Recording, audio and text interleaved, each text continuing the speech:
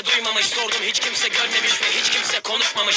Korkular dolup taşınca komşular da kanlamış. Yalancı şahitler çoğalmış, ordular da saf almış. Sanki herkes an altında, pozisyon sert penaltı. Yer altından çıktım ben çoktan, fareydim çok yol aldım. Korktum bazen ben de, herkes gibi umudum kalmadı. Fakat sabrımsa aramızdaki en büyük farktır.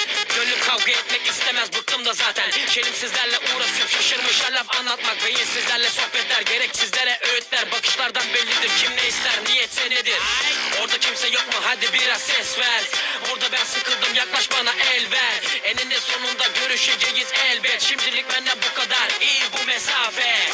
Seninle iyi arasında büyük bir fark var. Benimle senin aranda kocaman bir fark var. Kötüyle benim aramda irice bir fark var. İyi ile kötü arasında duran fark var. Seninle iyi arasında büyük bir fark var. Benimle senin aranda kocaman bir fark var. Kötüyle benim aramda irice bir fark var. İyi ile kötü arasında duran fark var. Fark var.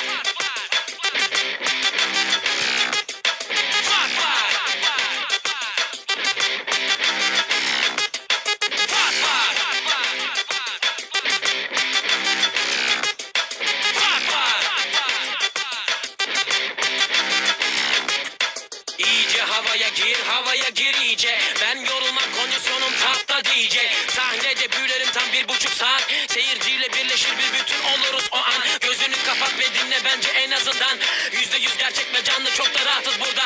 Gönlünü sen hoş tut, olacaksın hoşnut. Boşluklar dolar yavrum, biz boşuna mı koştuk? Ayrılmış birbirinden millet, hep uzak blok. Sallandıkça kendinden geçmiş sınıflar hep top. Yeni moda blok, bizde ise barış sok. Yanlış söyler horoskop ve vakitsiz ötmüş horoz. Festivaller özgürlük barış demekti, ne oldu? İnsanoğlu İstanbul'da bu kuralı bozdu. Neyse bizim işimiz çok, dinlemek ve eğlenmek. Dinletmek ve eylemek gerek, beklerler çünkü bizde seninle iyi arasında büyük bir fark var. Benimle senin aranda kocaman bir fark var. Kötüyle benim aramda irice bir fark var. İyi ile kötü arasında duran fark var. Seninle iyi arasında büyük bir fark var. Benimle senin aranda kocaman bir fark var. Kötüyle benim aramda irice bir fark var. İyi ile kötü arasında duran. Uzaklaştıkça uzaklaşır, insanlar yabancılaştı. Ortamlar yabanileşti, kelamlar acayipleşti. Saygısız çölde bir yerde, her dilde bir aşk şarkısı. Gördüğümle düğümlenen yollarda arkadaşlıklar.